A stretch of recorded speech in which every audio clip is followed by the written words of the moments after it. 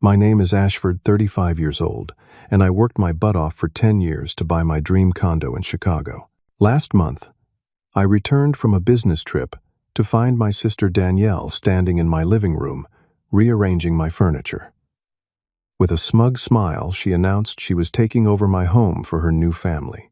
Our relationship was already strained, but I never imagined she would try to steal my home. What she never anticipated was how spectacularly her plan would backfire. Before I dive into this story, let me know where you are watching from, and hit that like and subscribe button if you enjoy true family drama stories. My journey to homeownership was not an easy one. After graduating with a computer science degree, I started as an entry-level programmer at a small tech company downtown. The pay was modest, but I was determined to work my way up. For 6 years, I put in 60-hour weeks, took on extra projects, and continuously improved my skills. Eventually, I was promoted to senior developer at a promising startup which came with a substantial salary increase. During those early years, I lived in a cramped studio apartment with barely enough space for my desk and bed. I saved every penny possible, skipping vacations and eating ramen more often than I care to admit. My colleagues went out for drinks after work, but I usually headed straight home to freelance on side projects. Some people called me boring or obsessed, but I had a clear goal in mind. 3 years ago, all that sacrifice paid off when I purchased my Lincoln Park condo. The moment the realtor handed me the keys, I felt a surge of pride unlike anything I had experienced before. It was not just a property investment, but tangible proof that my hard work and determination had materialized into something real. 2 bedrooms, 2 bathrooms, an open-concept living area, and a balcony overlooking the city. It was everything I had dreamed of. The condo needed some work when I bought it. The previous owners had outdated taste with worn carpet and peeling wallpaper throughout. I spent another 6 months renovating it to my specifications. I installed hardwood floors myself on weekends, learned to paint from YouTube videos, and splurged on high-end appliances for the kitchen since I had discovered a passion for cooking. Every corner of that place reflected my personality and taste. My home theater system was meticulously calibrated. My home office had the perfect ergonomic setup with dual monitors and customized lighting for late-night coding sessions. While I was building my career and home, my sister Danielle was living a very different life. 2 years younger than me, she never seemed to take responsibility for anything. In high school, she skipped classes and expected our parents to smooth things over with her teachers. When she totaled her first car after drinking at a party, our parents immediately bought her another one. She dropped out of 3 different colleges because the courses were too hard, or the professors were unfair, according to her. Our parents enabled this behavior at every turn. Dad would say, "Danielle is just sensitive and needs extra support," while Mom would insist, "She will find her path eventually. We just need to be patient." Meanwhile, they expected me to be completely self-sufficient, even when I was struggling. When I needed help with college application fees, they told me to figure it out myself because I was the responsible one. This pattern continued into adulthood. Danielle bounced from job to job, getting fired or quitting. Whenever things became challenging, she moved back home multiple times after failed relationships left her unable to pay rent. Each time, our parents welcomed her with open arms and financial support. They paid off her credit card debt twice and co-signed loans she never fully repaid. I deliberately created distance between myself and my family after moving out. I visited on major holidays and called once a week to maintain civil relationships, but I kept conversations superficial. My parents occasionally criticized my career focus and asked why I was not settling down, but I learned to deflect these comments. Danielle and I barely spoke directly, as most of our interactions devolved into arguments about her latest crisis or demands for money. By the time I bought my condo, my life was running smoothly. I had been promoted to lead developer at my company, managing a team of 5 programmers on an exciting new project. I had developed a close circle of friends from various tech meetups and my rock climbing gym. These were people who shared my values of independence and personal growth. My girlfriend Lydia and I had been dating for 6 months, taking things slowly but enjoying our time together. Most importantly, I had created a peaceful existence where I controlled my own decisions and environment. My home became my sanctuary.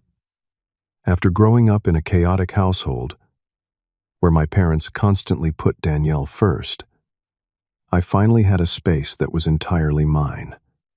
No one moved my things or invaded my privacy. No one guilted me for wanting quiet time to read or work. No one dismissed my feelings or needs as unimportant. In that condo, I was finally able to breathe freely and live on my own terms. Little did I know that my sister had already set her sights on taking that away from me. Last month, I returned home from a 4-day business trip to Seattle. The conference had been intense with back-to-back meetings and presentations, and all I wanted was to collapse on my couch with a cold beer. The Uber dropped me off around 8 in the evening, and I dragged my suitcase through the lobby, exchanging quick greetings with the security guard. When I unlocked my door, I immediately noticed something was wrong. The lights were on, and I could hear voices coming from my living room. For a split second, I thought I might be getting robbed, but then I recognized my sister Danielle's voice. Confused and alarmed, I walked in to find her standing in the middle of my living room, with a measuring tape in hand.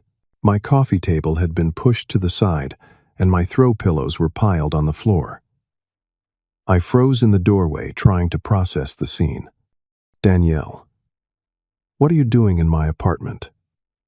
I asked, setting down my suitcase. She turned around, not looking the least bit surprised or embarrassed. "Oh, you are back early. I thought you were returning tomorrow." Before I could correct her that I was actually arriving, exactly when planned, I noticed a man lounging on my couch. He had his feet up on my ottoman, drinking one of my craft beers that I had been saving from a local brewery. He gave me a lazy nod, but did not bother to get up. "This is Kyle," Danielle said casually, as if that explained everything. "And we are just taking some measurements." Kyle raised his beer bottle in a mock salute. "Nice place, man." I stood there jet-lagged and disoriented as Danielle continued measuring my wall, muttering numbers to herself. This would be perfect for the nursery. South-facing for good light, and it is away from the street noise. Nursery. What are you talking about? I asked, my confusion turning to alarm. How did you even get in here? Danielle sighed as if I were being difficult on purpose. She placed a hand on her stomach, which I now noticed had a slight bulge under her tight shirt. I am 4 months pregnant, Ashford. Mom and Dad gave me your emergency key because we need a place to live, and this condo is perfect for a family. The reality of what she was saying hit me like a truck. Wait, you think you are moving into my home? That is not happening. Kyle finally spoke up again, his voice dismissive. Dude, you do not need all this space for just one person.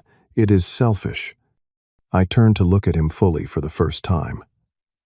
He was probably in his early 30s with tattoos covering his arms and a scruffy beard.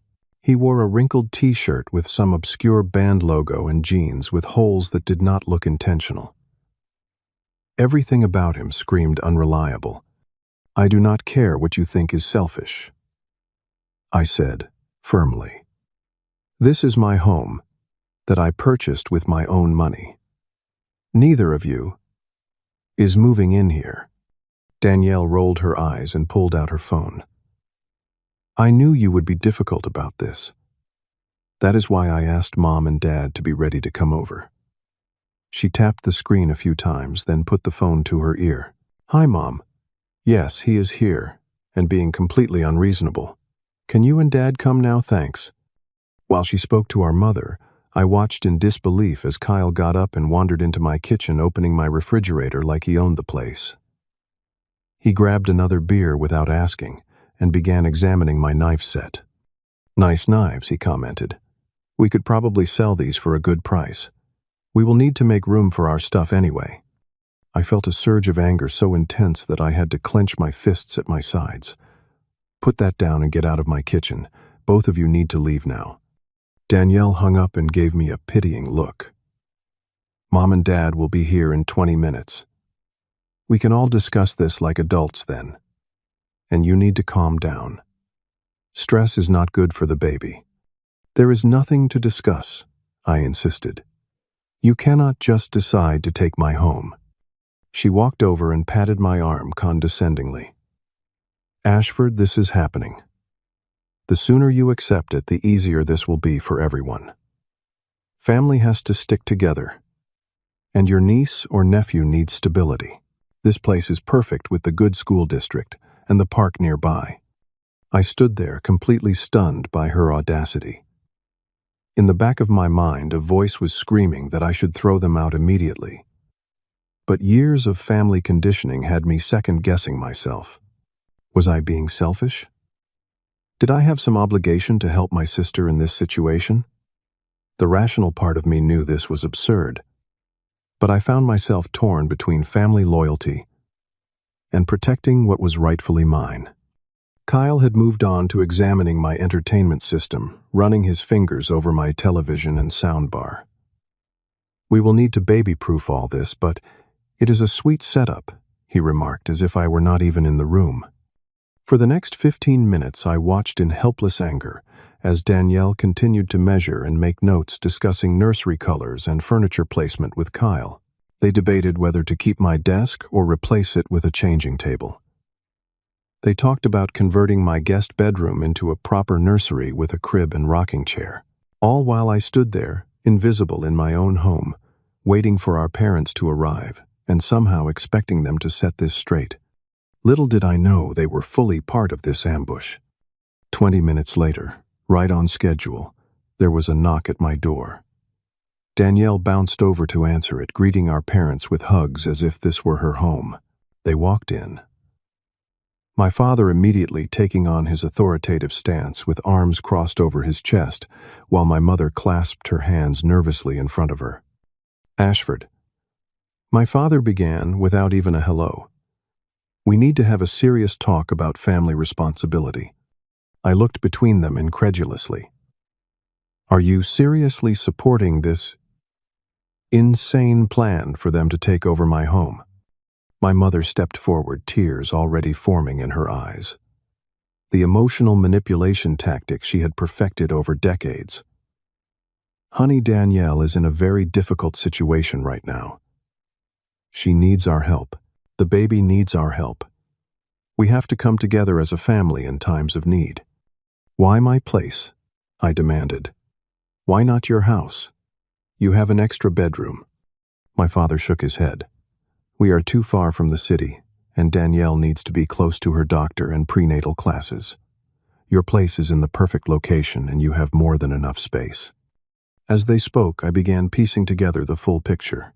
From snippets of conversation and defensive explanations, I learned that Danielle and Kyle had been evicted from their apartment 2 weeks ago for not paying rent for 3 months. Both had terrible credit scores that made finding a new place nearly impossible. Kyle had recently lost his job at a warehouse for repeatedly showing up late, and Danielle had quit her retail position because standing all day was too hard on her back during pregnancy. Rather than face the consequences of their poor choices, they had concocted this plan to simply take over my home. And my parents, true to form, thought this was a perfectly reasonable solution. While we argued in the living room, Danielle took my parents on a tour of the condo, pointing out all the changes she planned to make. The office will become the nursery, obviously, she said, standing in the doorway of my meticulously organized workspace. We will need to get rid of all these computers and bookshelves. My mother nodded approvingly. The natural light in here will be lovely for a baby. And we will take the master bedroom, Danielle continued, leading them into my private space without permission. Ashford can have the guest room until he finds his own place. The closet in there should be enough for his stuff if he downsizes. My father checked his watch. Speaking of which, How long do you think you will need to find somewhere else? Son, Danielle, will need time to prepare before the baby comes. I stared at him, unable to believe what I was hearing. I am not going anywhere. This is my home. My mother placed a gentle hand on my arm. We know this is sudden, but we have actually been discussing this for a few weeks. We thought it would be easier to present it as a done deal, rather than drag out the decision-making process. The realization that they had been planning this behind my back for weeks hit me hard. Not only were they trying to take my home, but they had deliberately kept me in the dark while making arrangements. You have been planning this for weeks, and did not think to ask me, I said, my voice rising. You just decided among yourselves that I would give up my home. Not give up, my mother corrected quickly. Just share for now and then. Find somewhere smaller that suits your bachelor lifestyle better. Kyle had been relatively quiet during this exchange, but now he was wandering around picking up my possessions and examining them critically. He lifted my collection of rare vinyl records, whistling at a few titles. These would fetch a good price, he commented. Might help you with the deposit on a new place. I snatched the records from his hands. Do not touch my things. He held up his hands in mock surrender, but gave me a look that made it clear he considered me the intruder here, not himself. My privacy felt utterly violated as they continued to walk through my home discussing my possessions as if I were already gone. Danielle opened my closet and began estimating how much of my clothing needed to be moved to make room for hers and Kyle items. My mother examined my kitchen cabinets, noting which dishes could be packed away to accommodate baby bottles and formula.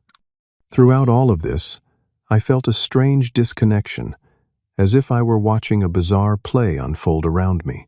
How had I become the outsider in my own home? Why did my family think they had any right to make these decisions? And most importantly, how was I going to put a stop to this madness? After watching them parade through my home for another 20 minutes, something inside me snapped. All the years of putting up with Danielle entitlement of my parents, dismissing my feelings and needs of being the responsible one who was expected to make sacrifices, culminated in a moment of absolute clarity. This was my home. I had earned it, and no one was going to take it from me. I walked to the center of my living room and stood firmly waiting until I had everyone's attention. Nobody is moving in here, I stated, my voice calm but resolute. Not Danielle, not Kyle, not a baby. This is my home, purchased with my money, and I am not giving it up. The room fell silent for a moment before my father's face reddened with anger. This is not a request, Ashford. This is a family need, and you will do your part. My part, I echoed. I have always done my part. I put myself through college. I built my career without help. I saved for years to buy this place. What part has Danielle ever done? Expect everyone to solve her problems. My mother gasped. That is a terrible thing to say about your sister. She has struggles that you cannot understand. I understand perfectly, I countered. She makes bad decisions and expects others to bear the consequences. That stops now, at least, with me. Danielle stepped forward, her face twisted with indignation. You think you are so perfect with your fancy job and your fancy condo. Some of us have real-life problems, not just computer codes to fix. I am having a baby, Ashford. A real human being that needs stability and safety. A baby you plan to have despite not having a stable home or income, I pointed out. We did not plan it, she snapped. It just happened. And now, we are trying to be responsible by finding a good home for the baby. No, responsible would be finding your own place and paying your own way. Taking someone else's property is not responsible, it is theft. My father jabbed a finger in my direction. That is enough. I will not stand here and listen to you speak to your sister that way. If this is how you feel about family, perhaps you are not part of this family anymore. The threat of disownment hung in the air. Years ago, it might have terrified me into submission. Now it felt almost liberating. If being part of this family means giving up everything I have worked for to enable Danielle's latest crisis, then maybe that is for the best, I replied steadily. My mother burst into tears. How can you be so cold? This is your flesh and blood. This baby is your niece or nephew who needs a home. And I would be happy to be an uncle who visits, brings gifts, and is supportive in appropriate ways. But giving up my home is not one of them. Kyle, who had been leaning against the wall with a smirk, suddenly straightened up and took a step toward me. Though he was shorter than me, his stance was intentionally intimidating. Look, man, you are being really difficult right now. We came here trying to make this work for everyone, and you are acting like a selfish jerk. Danielle is pregnant with my kid, and we need a place to stay. Your fancy little life can be put on hold. I held my ground, not backing away from him. I am not the one being difficult. I am defending my property from people who think they are entitled to take it. And you need to step back right now. He moved closer. Instead, his face inches from mine. Or what? You going to throw a punch at a guy with your pregnant sister watching? That would look great to the rest of the family, wouldn't it?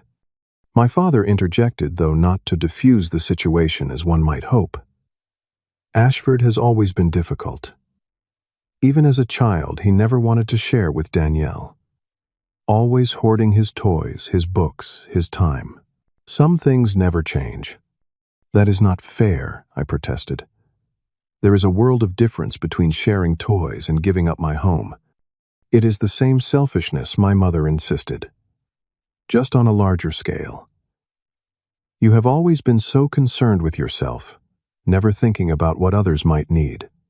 The accusations continued, each more hurtful than the last. I was called cold, unfeeling, selfish, heartless. Danielle brought up childhood slights that I barely remembered, twisting them into evidence of my lifelong cruelty toward her.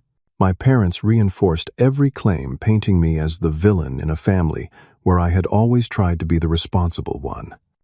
Throughout it all, I maintained my composure, though inside I was seething.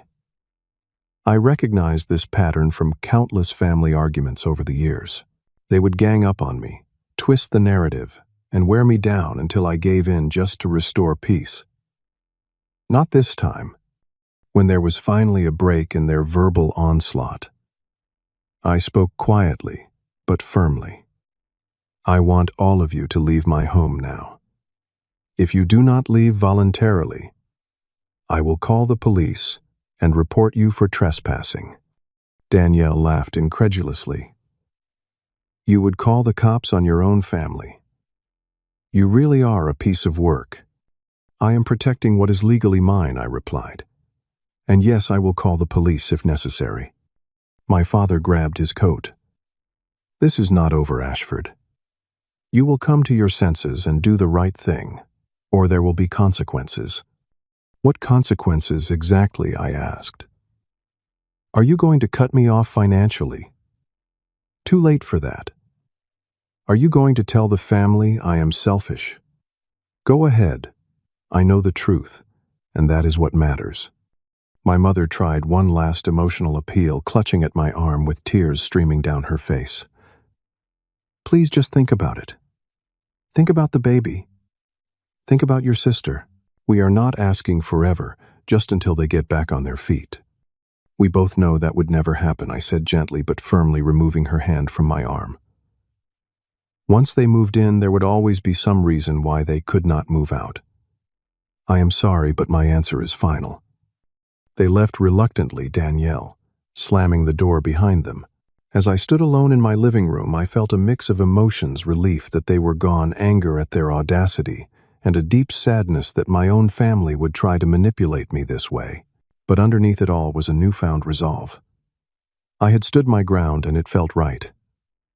Little did I know that this was just the beginning of their campaign to take what was mine. Over the next 2 weeks, my life became a continuous battle against my family invasion attempts. The day after our confrontation, The calls began pouring in. First from my parents, then aunts, uncles, and cousins. I barely spoke to normally. Apparently, my parents had shared their version of events with the entire extended family, painting me as a heartless brother who would rather see his pregnant sister homeless than share his abundant space. My Aunt Lydia, whom I had always been close to, called with concern in her voice. "Ashford, I know there must be more to the story than what your mother told me. She says you refused to help Danielle during her pregnancy, but that does not sound like you." I appreciated her giving me the benefit of the doubt and explained the actual situation. To my relief, she understood my position. "They cannot just take your home," she agreed. "If they need help, there are appropriate ways to ask for it." Unfortunately, she was in the minority. Most family members called simply to pressure me into compliance. My Uncle Warren suggested I man up and help family in need. My cousin Trevor reminded me that blood is thicker than water. With each call, I patiently explained my position, but few were interested in hearing my side. 3 days after the initial confrontation, my parents showed up at my workplace, unannounced. I was in the middle of a team meeting when the receptionist called to say my parents were in the lobby, insisting on seeing me for an urgent family matter. Embarrassed and frustrated, I excused myself from the meeting and went to deal with them. "This is completely inappropriate," I told them, in a hushed voice in the reception area. "You cannot just show up at my job." "We would not have to if you answered our calls," my father retorted loudly enough that several of my coworkers glanced our way. "I answered your call yesterday and explained. My position has not changed," I reminded him. "Coming to my workplace will not change my mind. It only makes me more certain I am making the right choice." My mother started crying, causing even more unwanted attention. "Our daughter could be on the street, and you are worried about workplace propriety. What kind of person have you become?" I managed to usher them toward the elevator, promising to call that evening just to get them to leave. My boss, noticing the commotion, gave me a concerned look when I returned to the meeting. "Everything okay?" he asked. "Just a family matter," I replied, mortified. "It will not happen again." The following weekend, my mother invited me to a family dinner, promising it would just be a normal meal with no discussion of the condo situation. Foolishly, I agreed, hoping we could begin to move past the conflict. Instead, I walked into an ambush. Not only were my parents and Danielle there, but also 2 of my uncles and their wives, all primed to convince me of my familial obligation. Throughout the dinner, I was subjected to guilt manipulation and outright hostility from multiple directions. My uncles, both financially successful, offered to contribute to a fund for Danielle's new place if I truly could not accommodate her. When I pointed out this was a perfect solution that did not involve taking my home, they backtracked, claiming they could not afford much, and it would be so much simpler if I just shared my space temporarily. I left the dinner early, realizing I had been naive to think they would respect my boundaries. On the drive home, I reflected on how my family had always operated this way, manipulating situations to get what they wanted, especially for Danielle. The difference now was that I was finally standing firm. When I arrived home that evening, something felt off. I could not put my finger on it at first, but as I moved through my condo, I noticed small things out of place. A photograph moved to a different shelf, my desk chair not pushed in the way I always left it. Opening my closet, I found a women's blouse hanging among my shirts, and in my bathroom cabinet there was a bottle of prenatal vitamins that definitely were not mine. The realization hit me like a punch to the gut. They had been in my home while I was at the dinner. The emergency key my parents had used before, which I had forgotten to ask them to return. I immediately called a locksmith and had all my locks changed that same night despite the weekend emergency rates. The next morning I called my friend James, who worked as a real estate attorney. Over coffee at a nearby cafe, I explained the situation and asked for his advice. First, he said, looking gravely serious, "Do not let them stay even one night.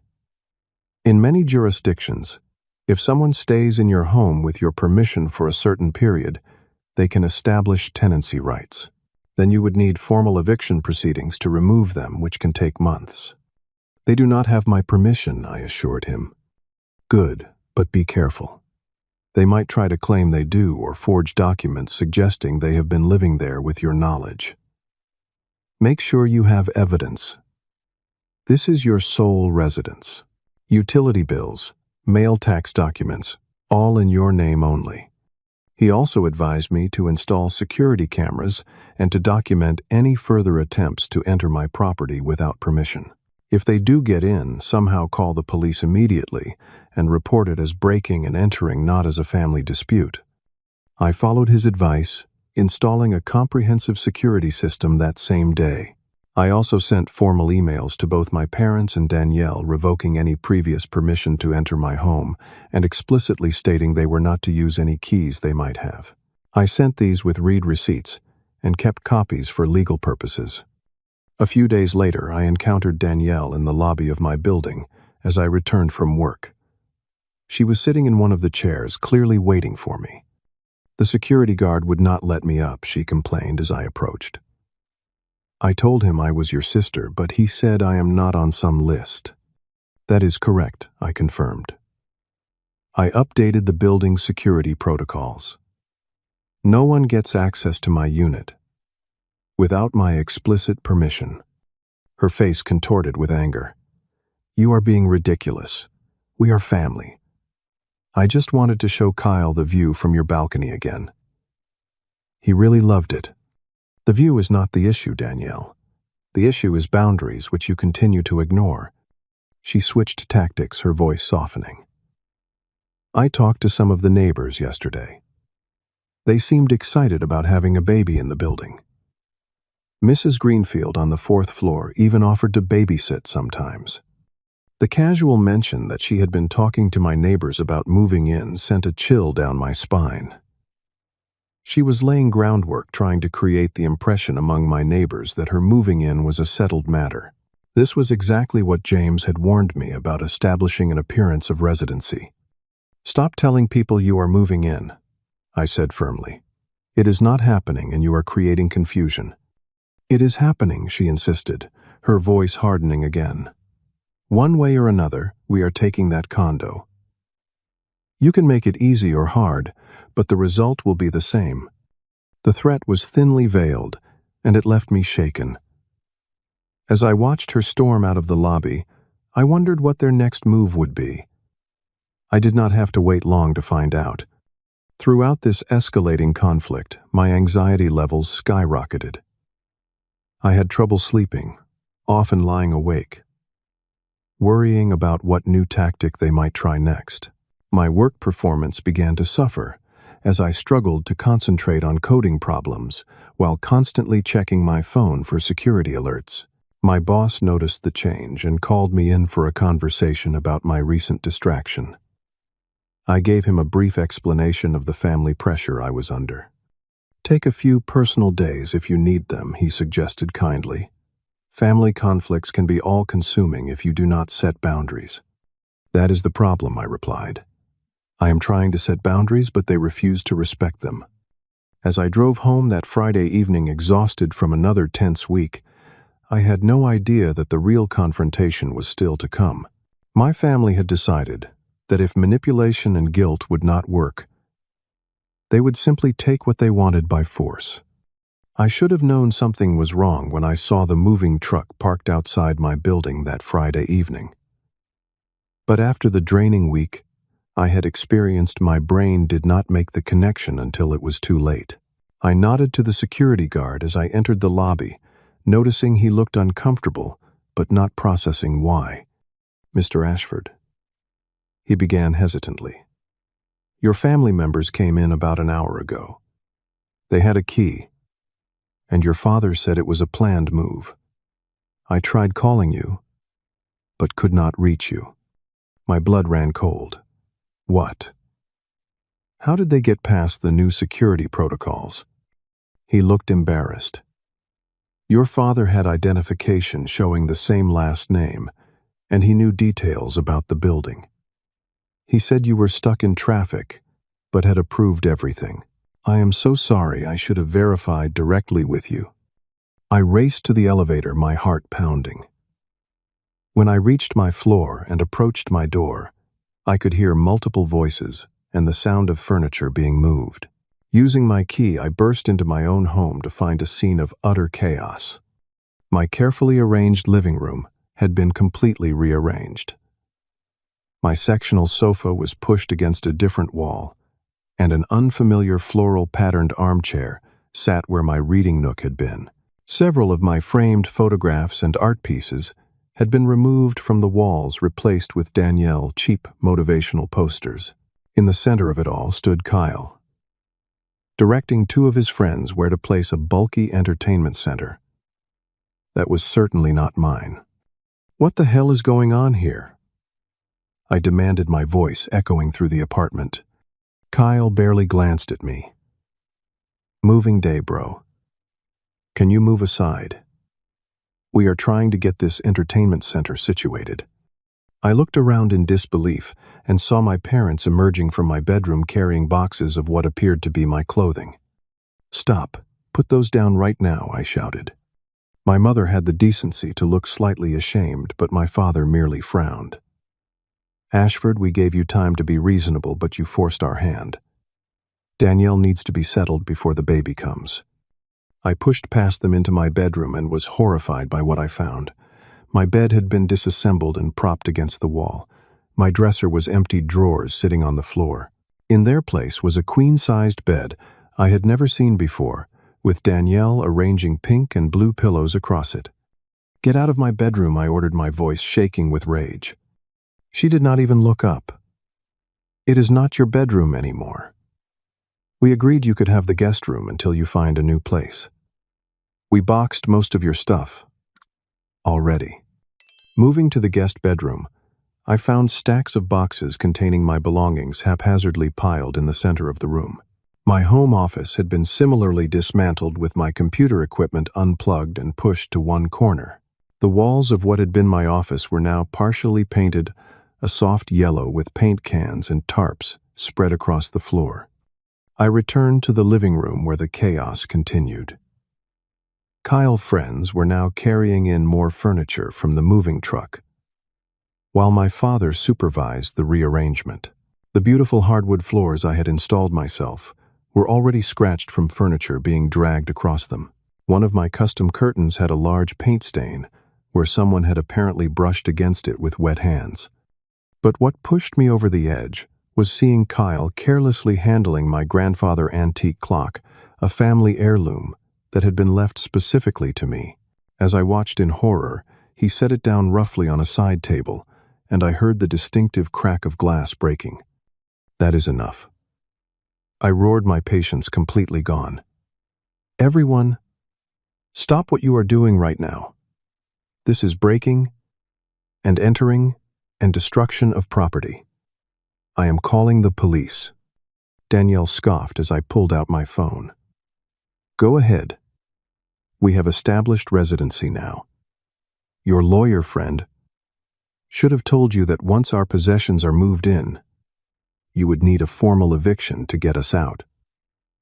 I stared at her, momentarily stunned by her calculating approach. Is that what this is about? You think if you move your stuff in while I am not here, you can claim legal residency. It is not just about claiming it, she said smugly. We have proof. We changed our mailing address 2 weeks ago. We have mail delivered here. Kyle got his driver license updated with this address. We have been telling neighbors we live here. Try to evict us now, and we will have rights as tenants. I had underestimated how far they would go. While I had been trying to be reasonable and set boundaries, they had been laying the groundwork for a hostile takeover of my home. But they had made one crucial mistake.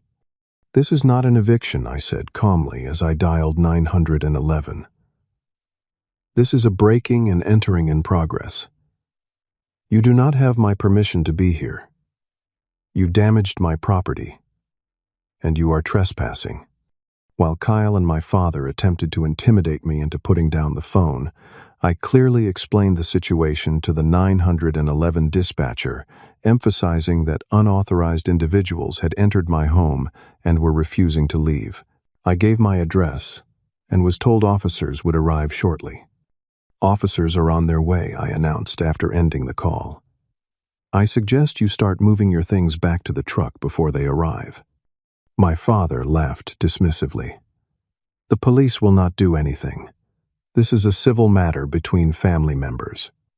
"We will see about that," I replied physically, blocking more items from being carried in from the truck.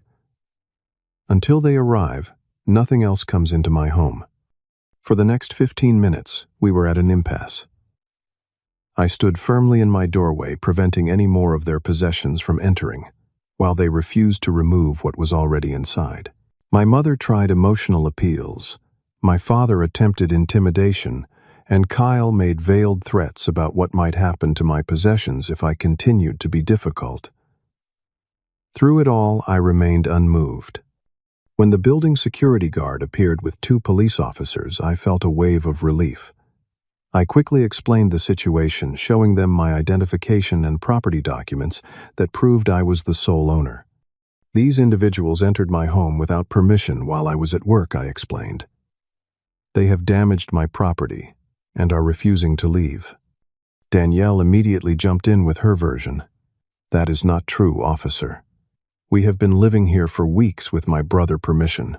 We have mail coming here and everything. He is just upset because we rearranged some furniture." The officer looked between us, clearly trying to determine the truth. "Do you have any proof of residency?" he asked Danielle. She proudly produced an envelope addressed to her at my address, but the officer noticed the postmark was only 3 days old. When asked for additional evidence, she became flustered. "Look through the mail on the counter," she insisted. "There should be more there." The officer checked but found only mail addressed to me. My careful documentation was paying off. At this point, my next-door neighbor, Mrs. Tanner, appeared in the hallway, curious about the commotion. When she saw the police, she came forward with concern. "Is everything all right, Ashford?" she asked. I heard shouting earlier. The officer asked if she knew who lived in the apartment, and she confirmed without hesitation that I was the sole resident. "Ashford has lived here alone for about 3 years, she explained. "I see him nearly every day." "What about this woman?" the officer asked, gesturing to Danielle. "Has she been living here recently?" Mrs. Tanner looked confused. "No, though she did approach me last week asking strange questions about the building policies on children and noise levels. She said she was thinking of moving in, but when I asked Ashford about it the next day, he said that was not happening." This was news to me, but it proved crucial in undermining Danielle's claim. Mrs. Tanner's account directly contradicted the story Danielle had told the officers about already living there with my permission. As the officers continued their investigation, tensions escalated. Danielle, seeing her plan falling apart, became increasingly agitated. When one of the officers asked Kyle and his friends to begin removing the items they had brought in, she lost control. "This is my home now," she screamed, grabbing my arm and digging her nails into my skin. "You cannot take it from me. I need this place for my baby." When I tried to pull away, she shoved me hard, sending me stumbling backward into the wall. The officers moved quickly to separate us, but Danielle was beyond reasoning. In her rage, she took a swing at the female officer who was trying to calm her down, striking her in the shoulder. That was the moment everything changed. What might have been handled as a civil dispute became a criminal matter. Danielle was immediately restrained and informed she was under arrest for assaulting an officer. As they handcuffed her, Kyle made the mistake of intervening, trying to pull the male officer away from Danielle. A quick check of his ID revealed an outstanding warrant for unpaid child support from a previous relationship, something I had not known about. He too was placed under arrest. My parents watched in horror as both Danielle and Kyle were escorted from the building in handcuffs. The remaining officer helped coordinate the removal of their possessions, though much of the damage to my home had already been done. As the last of their friends departed with the moving truck, my parents stood in my damaged living room, looking shell-shocked. "This is not how this was supposed to go," my father said quietly, the bluster gone from his voice. "How did you think it would go?" I asked, surveying the destruction around me. "Did you really believe you could force your way into someone else's home, and there would be no consequences?" For the first time, I saw something like doubt in my mother's eyes. "We thought, we just wanted to help Danielle and the baby." By destroying my home and my trust, I shook my head in disbelief. "I need you both to leave now. We will talk when I am ready, but right now, I need you gone." As they left silently, I stood alone in my violated home, surrounded by displaced furniture, damaged possessions, and half-painted walls. The victory felt hollow, but I knew I had done the right thing by standing my ground. What I did not know was how complicated the aftermath would become, or how this incident would permanently alter my relationship with my family. The immediate aftermath of that chaotic Friday night was a blur of police reports, insurance claims, and restoration work. The physical damage to my condo was significant, but fixable. My hardwood floors needed professional refinishing to remove the deep scratches. The paint-splattered walls required repainting, and several pieces of furniture had been damaged during the attempted move. My grandfather clock thankfully could be repaired by a specialist, though the antique glass would never be quite the same. More painful was the emotional damage. I had always known my family dynamic was dysfunctional, but seeing how far they would go to prioritize Danielle over my well-being was still shocking. The betrayal cut deep, especially from my parents, who should have protected both their children equally. In the days following the incident, more details emerged about Danielle and Kyle's situation. This was not, as it turned out, their first attempt at such a scheme. A mutual friend revealed that Danielle had tried something similar with another friend, 6 months earlier, moving in temporarily for a couple of weeks, and then refusing to leave until the friend had to involve authorities. Kyle's outstanding warrant was for unpaid child support for a 3-year-old son in another state, a child he had never mentioned to my family. My parents' initial reaction was predictably to blame me for Danielle's arrest. "If you had just cooperated, none of this would have happened," my father insisted during a tense phone call the following week. "If I had cooperated, I would be homeless while they destroyed my property and my life I countered. The consequences Danielle is facing are the result of her choices, not mine." Over time, as more of Danielle's manipulation came to light, my parents began to see the situation more clearly. The rose-colored glasses they had always viewed her through began to crack. They learned about credit card fraud she had committed, using my mother's information. They discovered Kyle's history of job terminations for theft.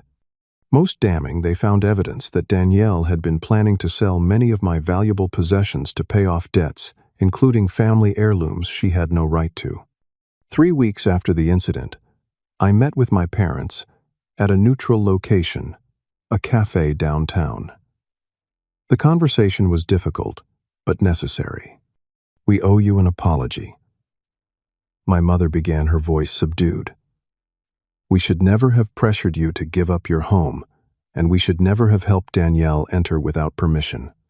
My father, always less willing to admit wrongdoing, added reluctantly, "We thought we were helping her, but we see now that we were enabling destructive behavior." Their apology was a start, but I needed more than words. "I appreciate that, but I need to know this will never happen again. I need clear boundaries with all of you, and I need those boundaries to be respected." We established new ground rules for our relationship. No more unannounced visits. No sharing of my personal information or access to my property. No pressure to solve Danielle's problems. Most importantly, an acknowledgement that my home and possessions were mine alone to control. Rebuilding my physical space was easier than rebuilding my sense of security. I invested in an enhanced security system with cameras and motion sensors. I changed my locks again and made it clear to building management that no one was authorized to enter my unit without my explicit permission, regardless of family claims. I even consulted a lawyer about a restraining order against Danielle, though I hoped it would not be necessary. The process of healing emotionally took longer. I started seeing a therapist to work through the betrayal and boundary violations. Dr. Roberts helped me understand that my family dysfunctional patterns had been established long ago, with me cast in the role of responsible caretaker and Danielle as the perpetual victim needing rescue. You did not create these patterns, he assured me during one session, but you have the power to break them by refusing to play your assigned role. That is what you did when you stood your ground, and that is why the reaction was so extreme.